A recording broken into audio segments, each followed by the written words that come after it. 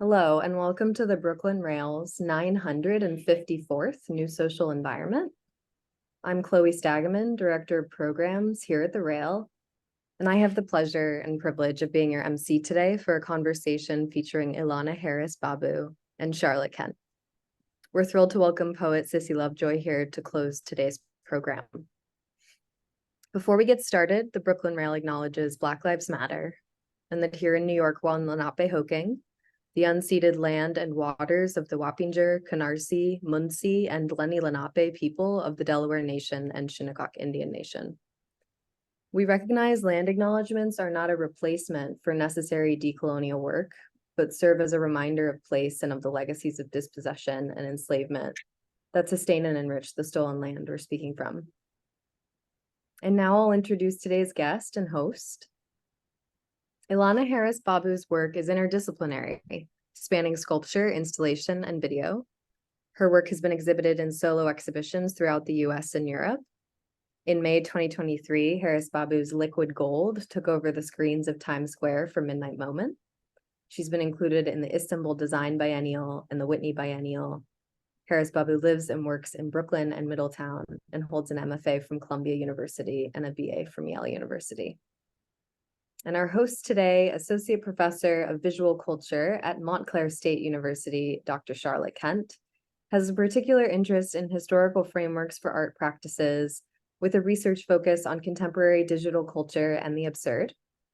She writes for assorted magazines and various academic journals, and we are very lucky to have her as an editor at large for the Brooklyn Rail. And with that, I will pass it over to Charlotte. Thank you, Chloe, and thank you, The Rail, and thank you, Ilana, for joining. I am so excited for this conversation today. I got to see the show at Candace Maddie, and maybe we'll pull up the slides so we can start looking at some of the images. And kind of immediately upon walking in, there was just so much to start thinking about. And if we could go to the next one. I'm going to move us through a couple of the images just so that the audience can kind of get used to what they're expecting. And this was an installation. We're going to come to some of those screens maybe a little later in the conversation. There's these shelves that really kind of unexpectedly invite you to come in and to step in closer. There's sort of intimacy around the work that winds up speaking to some of the subjects that are a part of it. And yet I also found myself laughing, which was then also kind of odd as I was also thinking about some of the topics of wellness and healthcare, self-care, marketing, consumerism. And then there's these little touches of pain and anxiety and frustration and anger. And it made me think of this Susan Sontag quote, whenever people feel safe, they will feel indifferent. And I really thought about the way in which, Ilana, in your work, you were doing this thing where you were putting us on this edge of safety, where we have a certain level of safety when a gallery, right? There's a little space there, but at the same time, a lot of those issues come up, and so we are asked to become a little less indifferent, right? And so, as I sort of kept circling around the works and coming back to them, I wanted to just talk a little bit, just to start with, about like taking this one in particular, just to sit with it for a moment. This choice you made around bringing in tile, I immediately associated it with like bathrooms, which are these really intimate spaces, and yet the way in which you put these objects into it. And so it becomes really abstract. I'm never sure if I'm settled in certain ways. Where did this, like, what inspired you to be in a bathroom in this way? Yeah, thank you so much for just spending time with the work and engaging so thoughtfully with it.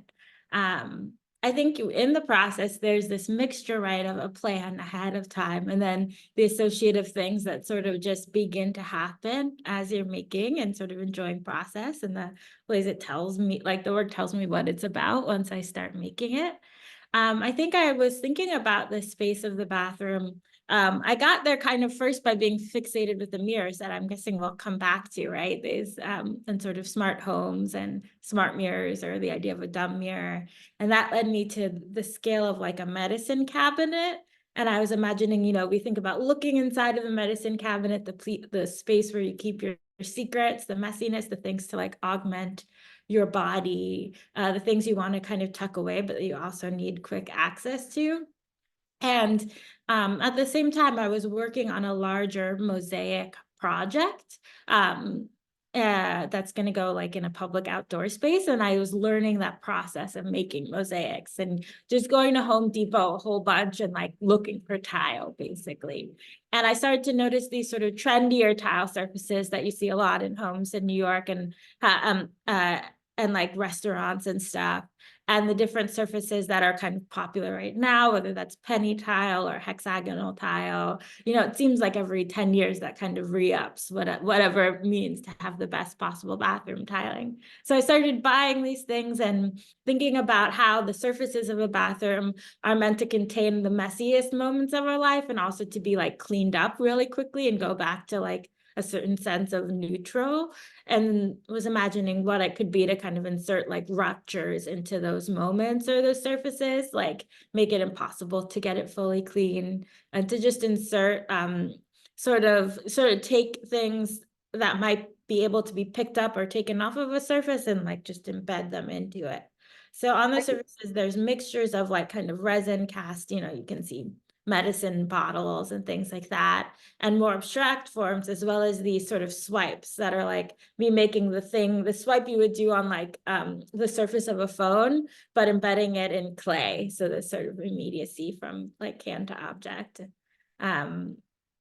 Imagining especially the screens, like if they were asking to be touched and couldn't be.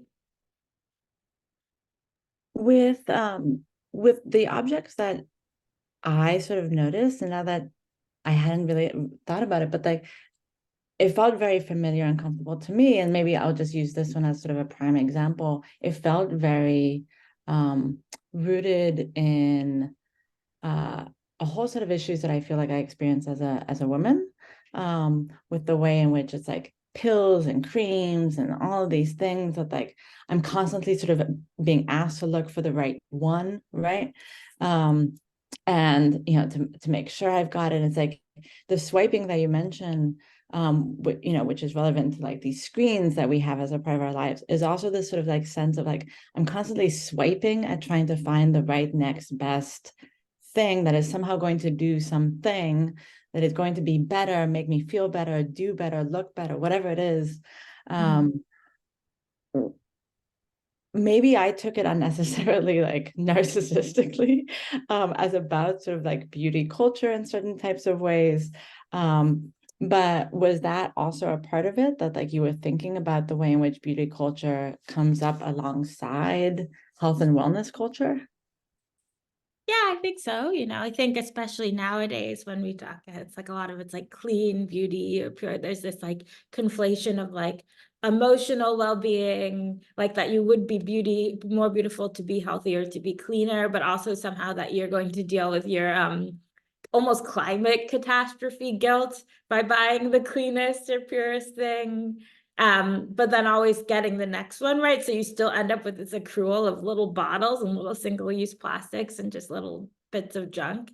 Like when looking for stuff to cast, I get shocked by how many old bottles and things I just have around the house, like still have in all the bottoms of my dressers and stuff that I can take out and make molds of for the work that, it's sort of mimicking or doubling that in my process in the studio, or trying to find a new use for this stuff too after I've squeezed the last little bit out of the tube maybe as well. It also felt just, I mean, a sort of recall of the way in which bathrooms have been so notable in our lives, in part because of the COVID pandemic, right? Bathrooms, as you had sort of said, are these spaces that are associated with like super cleanliness, and yet also became spaces of the greatest anxiety because they're these incredibly intimate spaces where you are closest to touching someone's biological being, right? To what degree was COVID on your mind? I mean, I realized you were working on this mosaic, but I'm just curious about that. Yeah, I mean, I think probably to the degree it's sort of on all of our minds, still. I had made my show Decision Fatigue open February 2020.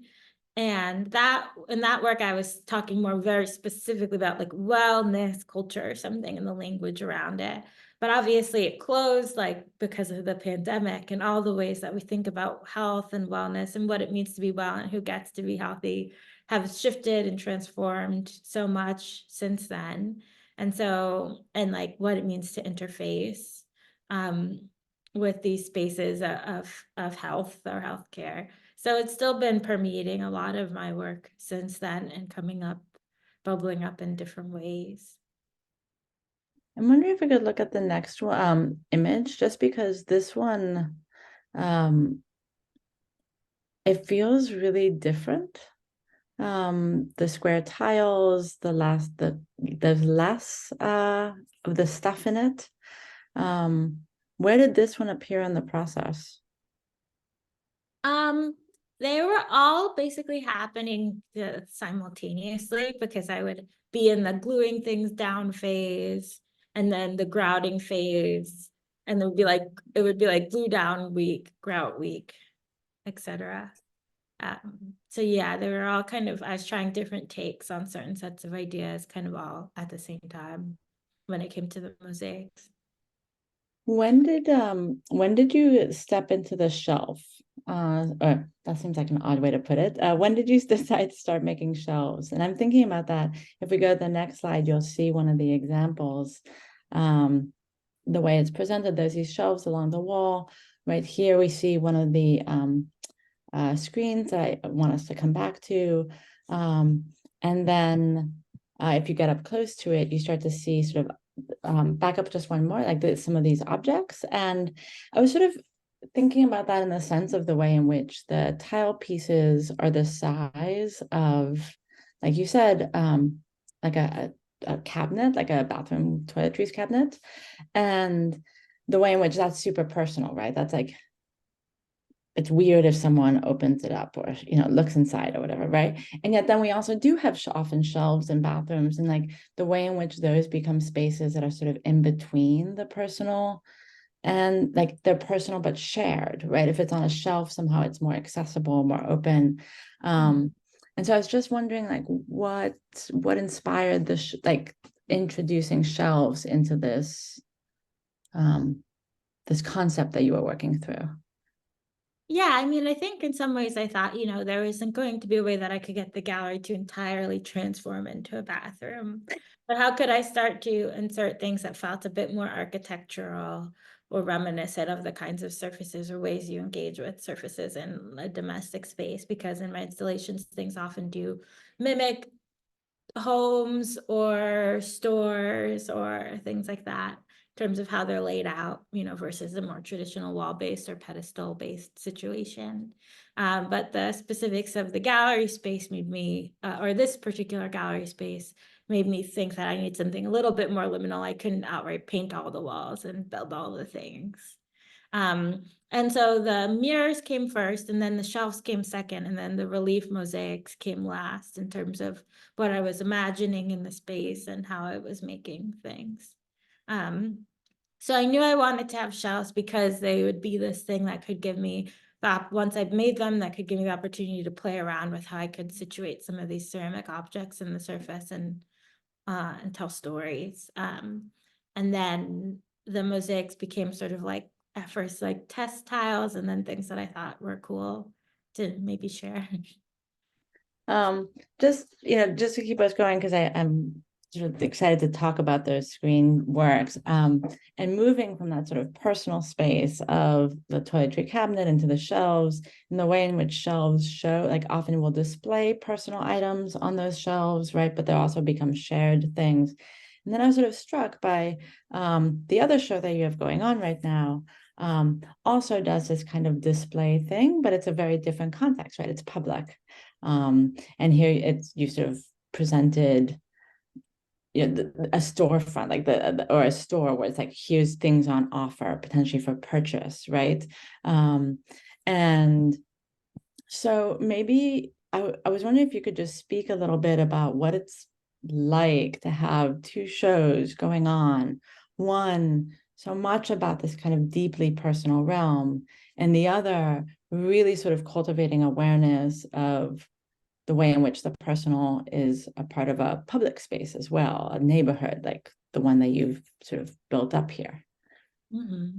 Yeah, I guess I would say like in two ways on, on an intellectual level or sort of flexing my brain. It was really cool to be able to move between these two different ways of working. Of course, this one is totally about the streetscape of a neighborhood I grew up in, and the storefronts as like a kind of liminal space between public and private. There is this kind of moment, because I was thinking about pedagogical storefronts, so like schools and like bookstores, where you could have something, a little personal community, but it can be entered by anyone from the streetscape in this work. And then obviously your bathroom, which like not so many people access. So I could, and these kind of smaller scale works versus this larger scale kind of space. It was nice to be able to switch modes in that way. And then on a pragmatic level, it was like just so hard. It's just really freaking hard to try to do two solo shows at the same time that are like entirely different bodies of work. So like pragmatically, it was really deeply difficult, but like in terms of growth and like letting my mind do many things at once, it was great. Before diving into this show a little bit more, is there any advice you would give anyone about being in that situation where you've got two shows that you're working on at the same time? Yeah, I'd say like if you can't plan ahead properly to make sure it doesn't happen, then just lean into it and ride the wave. Love it. Yeah, one of the things that really startled me, and this is sort of what I meant about like the way in which I really found the work and the way you present it, to do this thing of sort of sparking my own ideas, and I'm like sort of free associative in a certain kind of way, because I really, I like the idea of storefronts are so much associated with neighborhoods. I mean, I just, for some whatever reason, over the last couple of weeks, I found myself talking with a lot of people about like, oh, the neighborhood's changed, that store isn't there, right? That kind of, and the way we become attached to these stores as being like externalities of ourselves and our lives and our histories. And something also kind of struck me around the way in which that's weird, because stores are these commercial spaces. And so this attachment to a commercial space, and I recognize these are educational, but that kind of that rubbing against it, whereas not so much like the library necessarily or a park, right, which are actually not necessarily commercial spaces. Why do you think these commercial spaces are so significant and were the ones you wanted to pull out as indicative of this neighborhood that you grew up in? Yeah, so I'd say I think I was definitely thinking about all these complexities and contradictions that you're talking about when I was working on the work. And that actually maybe in a certain way, through the process, I realized that the mercantile spaces were the ones that, the strictly mercantile spaces were the ones that would be less interesting for me to work with, because just in terms of working with a nonprofit, it was kind of like, who could benefit the most from being in this conversation? So I started by thinking about like stores, and I think maybe storefront for an architecture approached me because they're thinking about the storefront streetscape of New York City. And a lot of my earlier installations do like quite literally mimic the layout of stores. But then as I started to work on the piece, I realized that I wanted to highlight something a little bit different, which was I started to think about the school that I attended, which was on Nostrand Avenue in Brooklyn, the preschool I attended that was like cooperatively run by parents, like an alternative school called Maple Street School, which was in a storefront space, but was like really a place where a tight-knit community that's been around for 40 something years came together. And then that made me start to think about all the other alternative pedagogical spaces that were in storefronts that had existed in the neighborhood for many years and are still around. So like an Afrocentric martial arts studio that's just a block from where I am. that's been there for like since the 70s. This bookstore, African Record Center / record store, that these two brothers have been doing as a kind of labor of love for decades, that are still kind of up and running. And so while they are like store at a ground level storefront spaces, I question like how much the Record Center folks, for instance, are actually really trying to turn a profit and how much they're trying to, it's almost like an installation that they've made themselves, and they have done collaborations with like Performa and stuff like that as well.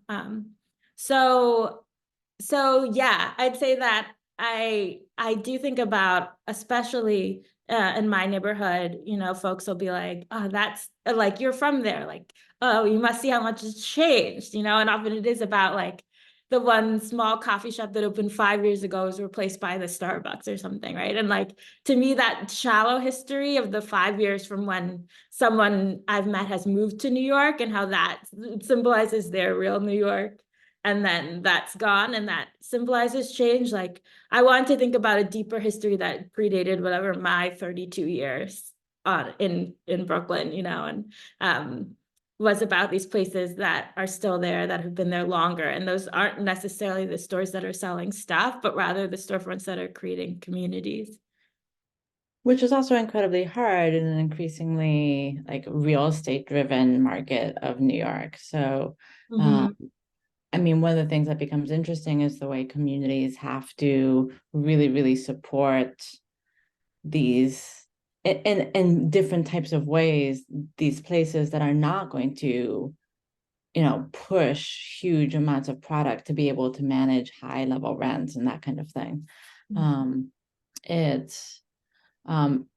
Yeah, I wonder if maybe that was actually one of the reasons why, when sort of engaging with this show, I was thinking through like, oh, how can certain stores be there? Like, what does it take? And the way in which communities have to sort of rise up and become super active to hold on to them. Some of this made me think just of this other work, an earlier work that you had done, Leaf of Life, which we had, you know, briefly spoken about, but I feel like is worth mentioning here as a way to sort of come back to then your show at Candace Maddie, because this is very much about, well, I should let you describe it. So maybe you can just describe it for the audience who's not aware. Yeah, so I started working on Leaf of Life kind of after I had worked on this piece, Decision Fatigue, where I was thinking about how in the wellness industry, so often, you know, structural issues are framed as individual decisions. So if you just bought the right thing, you would be healthy, you know. And when that show came down, you know, in 2020, around that same time, like 2 of my mom's older cousins passed away from the virus. And it felt so much to me, you know, not like a decision, being 2 older Black folks in Queens, New York at a moment in time. And so at the same time as well, my sister started going on a lot of like Facebook groups and messages for Dr. Sebi, like the Dr. Sebi diet. And if you're not familiar with it, it's Dr. Sebi was a health sort of guru who toted this like Black nationalist diet, sort of. So his idea was sort of that in this era, Black people were taken out of context, out of our homes, and also the food that we're eating through factory farming and things like that have been taken out of the original context. And that like actual state of displacement is like what's making us ill. And so he kind of touted this way of like sort of autonomy, a path towards autonomy or Black liberation through many things, but also through what you ate. And this really resonated with my sister because she at this time she had moved on during the pandemic, but she had spent a few years working in the emergency room at Bellevue Hospital and become very disillusioned by how she saw Black patients being treated, and so had gotten had a lot of suspicion around like sort of the healthcare industry as well.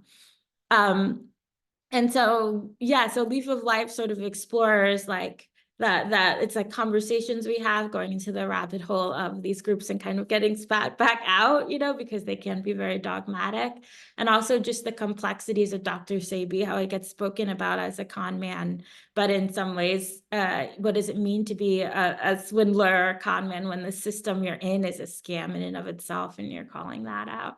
And so in terms of storefronts, he is someone that in a lot of health food stores in the neighborhood or like Caribbean places, you'll see a poster of Dr. Sebi in the space, and that promise of autonomy through what you eat, right? And the fact where it rubs up against the mercantile, and like he was definitely there to try to make money, and that tension was really interesting to me. And I think that still wanting to find that place for autonomy was what led me to look at places like the Afrocentric Martial Arts Studio in my neighborhood, and the African Record Center, that are trying to write another kind of story as well, or path.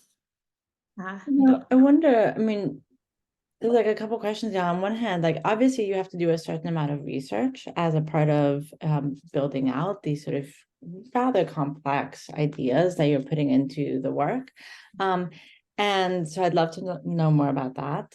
At the same time, you are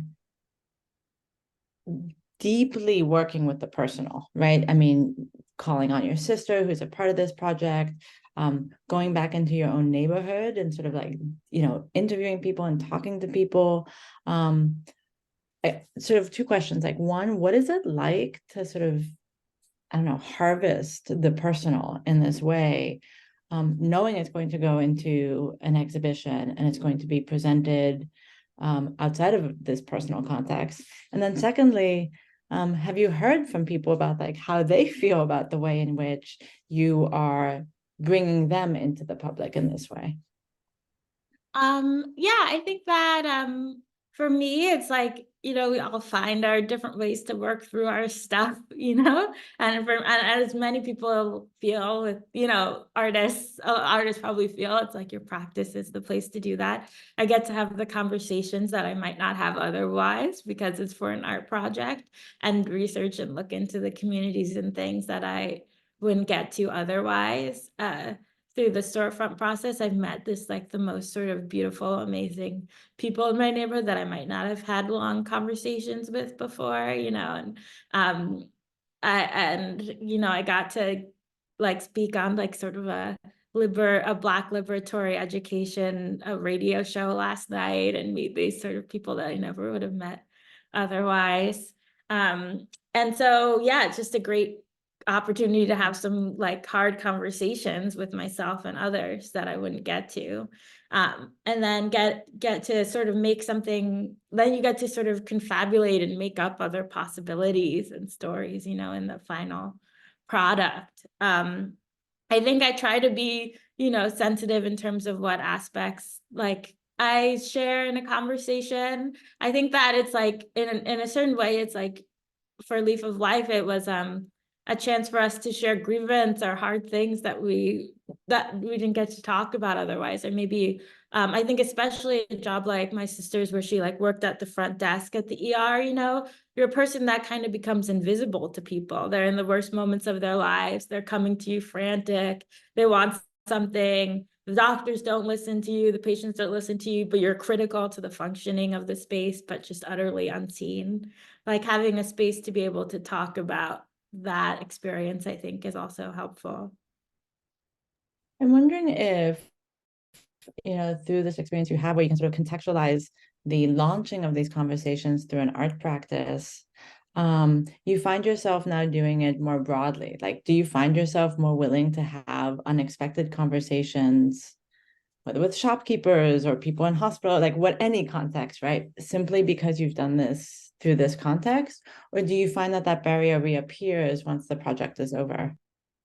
Yeah, no, I can't. I'm so shy. I can't. I was like even thinking, I feel like when I worked on this project and someone asked me like, oh, give me a tour of your neighborhood. And I feel like they expect I'm going to be like, here's my one friend and here's my other friend. And like, no, I'm totally a New Yorker. I don't know my neighbors. Like I was like, I learned to mind my business when I was a kid moving around on my own. I'm totally shy. So it's totally the framework I require to be able to talk to strangers. Otherwise, I'm just not making eye contact.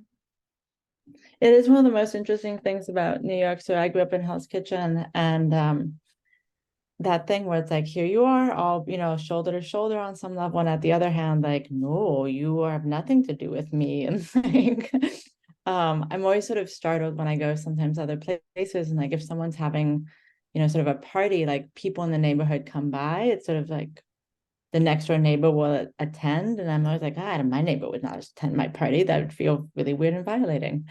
To come back to some of the visuals just here, because I felt like it sort of reappeared in the screens because of Dr. Sobi's focus on like what you eat and fruits and vegetables, as well as the various products that he produced, right? The wallpaper had these sort of fruits and vegetables, which you can sort of see here. But if you go to the next slide, in the screens, especially with the one that was like sort of focused on the captchas, you reintroduce, like there's one with a bunch of corn, like you reintroduce in these captchas that fruit and vegetable element. Was that like a link for you, or is that just unexpected? Yeah, I think it's a link for me, maybe one that is a little bit more associative, but I definitely is interested in these things that feel like bits of the body. There's corn, right? Corn is very much verboten in the Dr. Sebi diet because it's such a hybrid, like mass-produced thing. But the kernels and like the sphincterness of oranges, just like these little bits of your body that are embarrassing that get echoed in these things that we eat. Were interesting to me. And I think also when I was coming up with language for the video that has sound, I was partly, getting things from stuff I got from my insurance company, but also asking ChatGPT little questions like, what's a beauty routine for corn, for a corn stalk or something, and seeing what language came out there. So both of those things were happening. Thinking about how the kernels kind of mimic the penny tile, kind of mimic a belly button becomes the inside of a fig, etc. Just on like, because I want to kind of move through these a little more slowly now, and because we're going to look at a bunch of the screens. So maybe I really do want to talk about these captchas that you did, because it's just like that you included captchas at all, I found really fascinating. But maybe just for the sake of people sort of understanding how these screens work, could we go to the next slide just so that people can see it? So it's basically this sort of box. It's the same sort of bathroom cabinet size, but it's got this like a mirror that when you're looking at it, you also can see yourself in. And then you produce these videos on that sort of move through it. So could you just describe that process briefly, just since we're going to be talking about them a bit? Yeah, I had been seeing that like in 2019, all the ads for that fitness company Mirror, which is like they call it a smart mirror. So it's like a mirror where you could see the fitness instructor through the surface of the glass. And they'd be telling you what to do. And I just thought that spoke to such an insane sort of loneliness and things like that. And then obviously it got all the more popular and was purchased by Lululemon during the pandemic. But the way it functions like literally is that it's like a two-way mirror glass with a screen behind it. So anything that's black becomes reflective, and then anything that's emitting light shows through so that you see yourself and see the video simultaneously. Yeah, I remember when those came out, all I could think about was Lacan, right? Like just like Definitely. there's got to be someone out there, like some psychoanalyst, I hope, who is like having a field day writing about them. Yeah, and the Liz I don't know if her show's still up at Pioneer Works. Liz Magic Laser has a whole smart mirror show right now. Yeah, I mean, it's such a bizarre and interesting product for our time, right? In the sense of like that we see ourselves, that we see someone else in seeing ourselves. Okay, but let's talk about these sort of what you call our foaming mouths, which I took as like steam things in like a hot bathroom. It was sort of an interesting, different association I had, but like foaming mouths. Why that you have two of them, they're different. What was so attractive to you about these? Yeah, I think a lot of things. It started with in a video I have called Decision Fatigue, where my mom is going through a beauty routine as a wellness influencer. She first says, I start by cleaning my mirror, and she sprays the glass with like Windex and starts wiping it down, and you realize that the camera has been angled at the mirror the whole time, and that's how you're seeing her face. So I was really interested in it becoming a way where you become very acutely aware of the surface of the screen. And then I just like that white liquid could become a million things, like to people, you know, you see it as steaming. So it could be a self-cleaning mirror with the soap. It could, some people see it as spit, you know, it can be pornographic in different ways, that it can hold all of those sort of meanings in one, and sort of just be something that interrupts the sight line of your own face. Why, if we go to the next one, actually, the next slide, you can sort of see the different, the way it moves as you're looking at it, right? So these are videos, and so you're getting this different sort of experience of it. And then if we go to the next one, you kind of, we're starting to see now the ones that have sound, and that where you included all of this medical paperwork, which was super intense. And I really mean that, like just sitting with that piece was like, I was totally hooked in like seeing what kind of material you were going to include, but also deeply uncomfortable. What made that shift to include this kind of medical, legal, bill paperwork? Yeah, I mean, I think that was kind of what was top of mind for me when I was working on it, was the way, you know, I named it Needy Machines, wondering like, first, like if these machines would be wanting your help to prove that they're human, but also reminding you of all the ways that you're forced on a day-to-day basis to prove your own humanity as well. I think for so many of us, that's when we get ill, right? And have to interface with these like systems where the little levels of hormones in our bodies meet our bank account, meets inscrutable spreadsheets, meet like structural indifference and all of that. That your medicine cabinet obviously has your pharmaceuticals, when it also has the sparkly lipstick you put on your mouth, and that those are all both tools you're using to sort of contain or to try to make sense of it. And so as just, I think, working on the piece and just also swimming in like medical bills and lab results and stuff like that. And I think actually like introducing them really literally came to me later on in the editing process. At first it's just the language from them. And I was just thinking about the way you might be staring in the mirror in the bathroom, and all of those things just sort of flash in front of you while you're doing your nighttime routine, right? All of those different sort of bodily burdens. Well, and the way in which often it winds up feeling like somehow doing these self-care routines will keep illness at bay, right? There's a sort of, people talk about like the frustration of like, I don't understand why this happened to me. I've been taking such good care of myself, right? That sentence that comes out. But at the same time, like the machine of healthcare really comes through with this work, right? And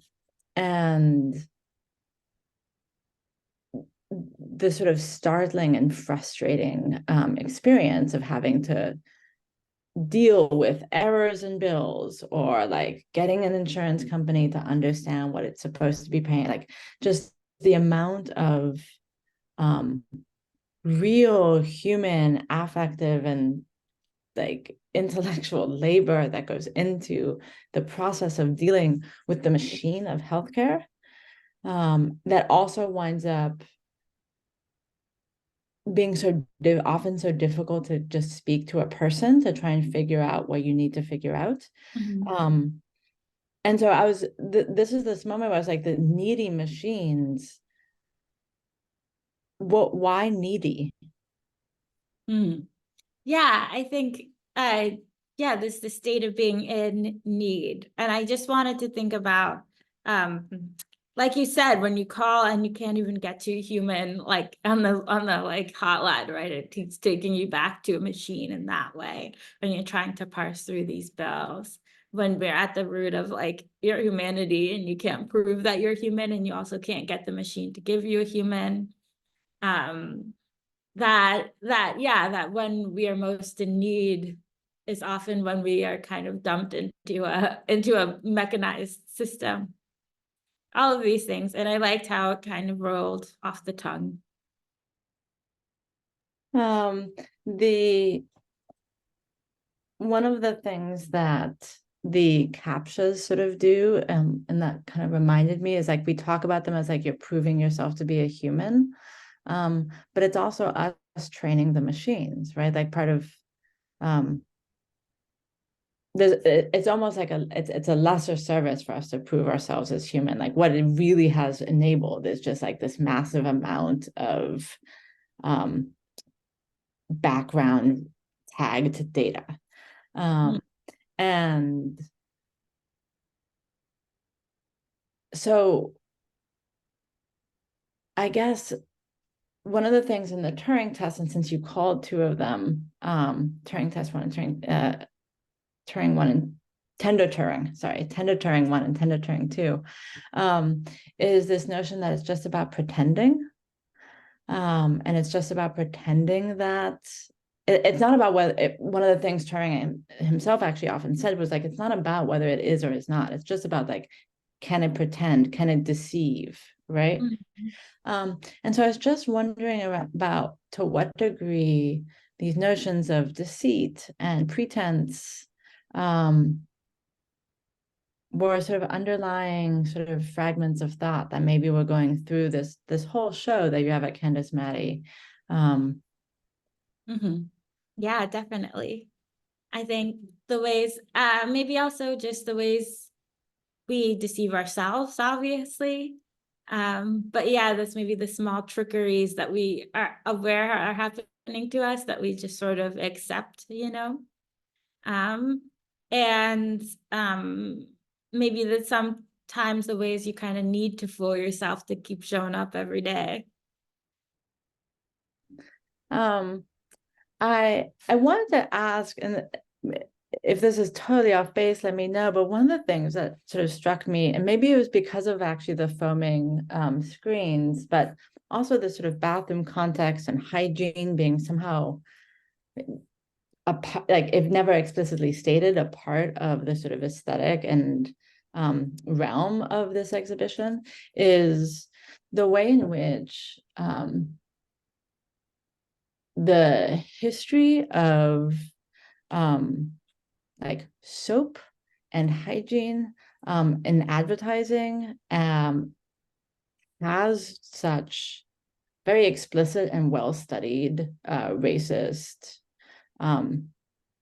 histories. This is just like numerous scholars have written about this and so forth. Coming off of also just thinking like about the Dr. Serby project and like his super awareness and trying to articulate in a context where so little healthcare had actually been thinking about the distinctions that across bodies, right? The sort of like normal body is this really like weird, non-existent, but also so many studies are done on white men, and then it's sort of like percentages and weird allocations that have to apply to all the rest of us without taking into account physiological differences and so forth. I'm just wondering to what degree some of that stuff that Dr. Serby is talking about in terms of race, or race and taking care of oneself and recognition of that was coming through here with some of your references around hygiene and soap and that kind of thing. Yeah, I think definitely, but fundamentally, the acute awareness as a Black woman of like constantly having to prove my own humanity, right, in different ways and on different levels. It was making me think about the obviously the objects themselves, the Turing test, right? This process of something trying to prove that it's human, but also interfacing with healthcare and trying to prove that. What messes get cleaned up, and also, like you said, what's sort of understudied. So the medical bills and tests come from, my journey on trying to find treatment for things that I have that affect women and women of color disproportionately, and people of color, right? Where the statistics don't quite line up with the truth of what it feels like to be in a body. And so while, you know, there might not be the same kind of, if you see some of my other shows and you know it's about Crown Heights, you know that's a neighborhood that's Black, I'm probably Black, or you see my mom, you know my mom's Black, you see me, etc., or something, right? You might walk in really quickly and not, you know, not necessarily be able to discern the history of the person who made the objects or the works in the show. But obviously my own experiences of living in my body have really influenced the path that I took through what I was making and the subjects inside of it. But that's a really good point. Like there's less of you, in some way there's so much of you here, but there's also less of you in this show. Was that intentional? Did you decide that you wanted to step away from some of that more explicit representation of yourself? I Or think your family or whatever? I think I was just sort of following what it kind of intuitively felt just sort of natural to me. And I liked in the review, Jackson Arndt said, you know, maybe moving on from the what's into the whys or something. And I think for me, I am realizing that, you know, I could still be very, in some of the work, they're still very specific without maybe being in specific in the ways you might expect. The signposts might be a little bit harder to get to right away, but yeah, there wasn't like a concrete choice. It's just sort of natural, what's felt natural to me as I was working on these pieces. Just to explain for anyone who didn't pick up on it, Ilana was referencing the New Yorker review by Jackson Arndt that just came out. It's an excellent review. Highly recommend. It's well written, and it will definitely make you double down on wanting to go see the show. But also, I mean, from the what's to the whys, it is interesting that you're using mirrors and thinking about mirrors as also being these sort of especially in these smart mirrors, right? Like these sort of datafied objects that some people use to unlock their phones. Some people use to like so that access to what the mirror is standing in for is also sort of becoming why. Like I find myself often asking, like, why is your face what's unlocking this mobile device you carry around? There's these weird sort of increasingly digitized experiences in places where one has to ask who that serves, like to what purpose. Just to sort of close out, because of my own interest in humor and the difficulties of the absurd, right? These works are also funny. It's hard to do that because humor is momentary, and often in the making of a work, artists like are there within this continuous way where humor has to dissipate. That's just a part of the like labor of making something, right? How do you retain a sense of humor or maintain the humor in an object that you're working over an extended period of time? Yeah, I mean, I don't know. Like, I feel like I try to find a structure for timing or things like that. And when I made art, it always just lists towards comedic timing. So the things feel sad to me, and then it just naturally, the way I sort of maybe digest painful realities is through humor. And so I guess it's not like maybe if I was doing stand-up, I'd be writing jokes and testing them on people and trying to figure out how to get them to be funny. It's like I actually usually am just putting stuff that like freaks me out like on into the work, and then it still ends up being funny. And I still haven't figured out what the formula is or something, but it's like I know for me I would have to be trying really hard to figure out how to not make the thing get a little comical. Given the show and the sort of whys of it, what are some of the most important whys? Like, what are some of the most important questions you had in mind as you were making this show? as Yeah, opposed to answers. I guess like what does it really feel like to try to see yourself and not be distracted? Um, how does it feel to feel helpless, and what are the ways we find care for ourselves and others within these structures that sometimes feel kind of daunting? And maybe like, when do you want to be touched, and when do you want to touch, and when do you allow yourself that, and when is it um necessary to deny it? It's especially interesting in the context of the way we can't touch art. Yeah. I always remember a friend of mine's child had been to the museum for the first time, and they told him he couldn't touch the art, but he could touch the bench, he could touch whatever. And it was the end of the day and it was time to go home. He didn't want to leave. His father goes to pick him up to carry him, because that's, difficult child. I'm going to pick you up and take you away. It was such an annoying thing as a child when people did that to you. And he stopped and he put his hands across himself and he went, "I'm art." I As a love statement of like autonomy, right? In a kind of glorious way. Are you starting to think about what you might want to work on next? Do you think you're going to be interested in sticking with this sort of area? Yeah, I want to make a more immersive sort of version of this with more surfaces covered. And I'm also working with a friend who works in AI at Google, who's trying to get out of there, to make ones that have infrared cameras actually in them. So the video content actually does change in response to things real humans are doing in front of the mirrors. So that's the next move I'm making. Gonna make videos that are smart mirrors that are a little bit smarter, actually. That's very Black Mirror of you. Black Mirror, yeah. Maybe they'll be nice. Maybe they'll be really nice. They'll be friends, good, friendly mirrors. But yeah, these are the first objects I made that I was afraid to touch myself. And it cost me a lot of stress in the studio. They're so scuffable and fragile in a way nothing else I've ever made has been. Was that fun to work with something so fragile? Nope. No. Okay. I don't know. Sometimes it's a new experience and it's kind of interesting. Just realized I wanted to ask you, and I forgot to, because we were moving through so many other things. What do you love about installation as a practice?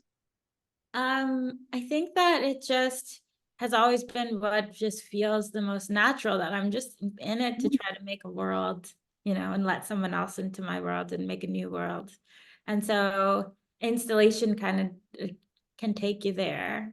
And so maybe this is like almost the least like installation-y feeling show that I've done full stop. Yeah.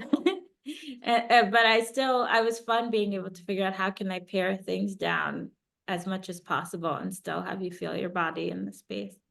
Mm-hmm. Well, especially when you talk about it as like making worlds. I mean, some of these screen works and some of what you're describing about wanting to do, maybe in the future, was very much making worlds. I'm realizing I should pause here and let other people ask you questions. And Ilana, it's been incredible. Thank you. There's so much I want to keep talking about, and I hope we will. But I will hand it back over to Chloe to be able to invite others to ask you questions. Thank you. Wow, that was so lovely. Thank you both so much for that dialogue. We do have a few questions from the audience, and I encourage you, if you haven't asked a question in the chat and you would like to post it. The first question is going to be from Babs Reingold. Babs, I'll give you the chance to unmute. Hi, everyone. Thanks for this wonderful conversation. And Ilana, I'm in love with those ceramic pieces of yours. But I have a question about your projects where you're working with these different owners and storefronts, and you mentioned that you're very shy and that you don't particularly seek out conversations with people unless you have a project. Do you think that you're using the projects so that you can overcome your shyness? Do you think that it's a way to challenge your fears? And when you decide to do this, was that a part of it? Yeah, definitely. Because I know as an artist myself, that's one of the things I try to do is do things that I'm afraid of doing and then find out. And then lastly, do you have long lasting, I can't remember if you said, do you have long lasting relationships with these people? And do you think about going back? Or do you look forward to new experiences and new meetings? Yeah, I think so. I'm finally in the story. I interviewed Meryl Thompson, who's the daughter of the woman who immigrated from Grenada to teach Montessori education to Black children in the neighborhood in the show. And finally, I'm going to get to meet her in person tomorrow. So I think that'll be really nice. She's going to come see the show in real life. And so, yeah, I hope we stay in touch. It's like I still live a couple blocks from these places. So, yeah. Thank you so much for those questions, Babs.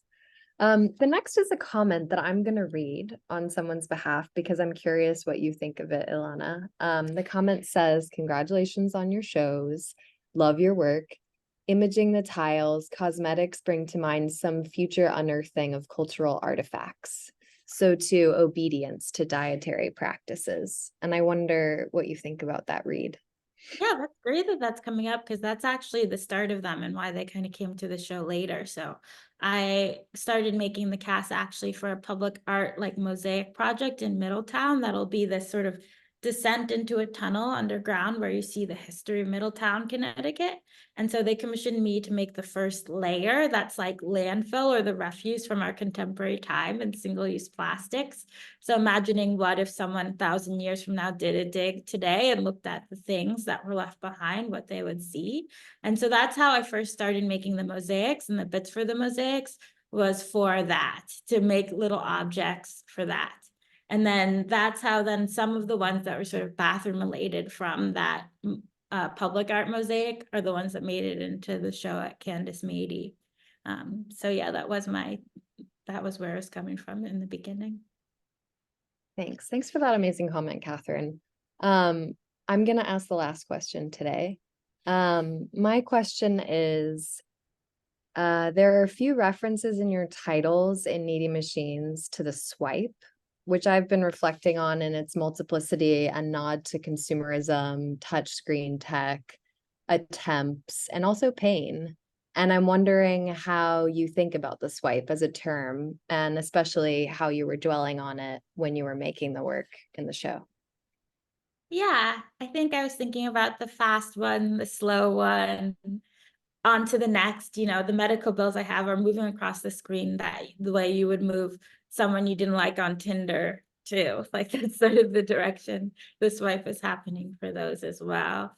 I was thinking about that conflation or speed at which we evaluate humans also in a space of intimacy or unintimacy.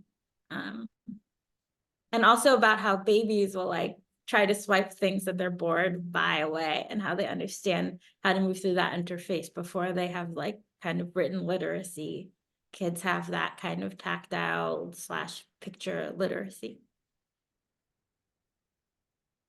I love it. Thank you so much for your answers to our questions. And thank you again for your dialogue with Charlotte today.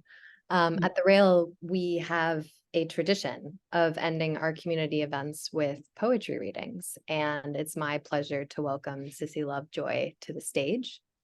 Sissi LoveJoy is an artist and poet concerned with insanity, lesbianism, the other, death, desire, and fantasy in the literary and cultural sphere. Please join me in welcoming them.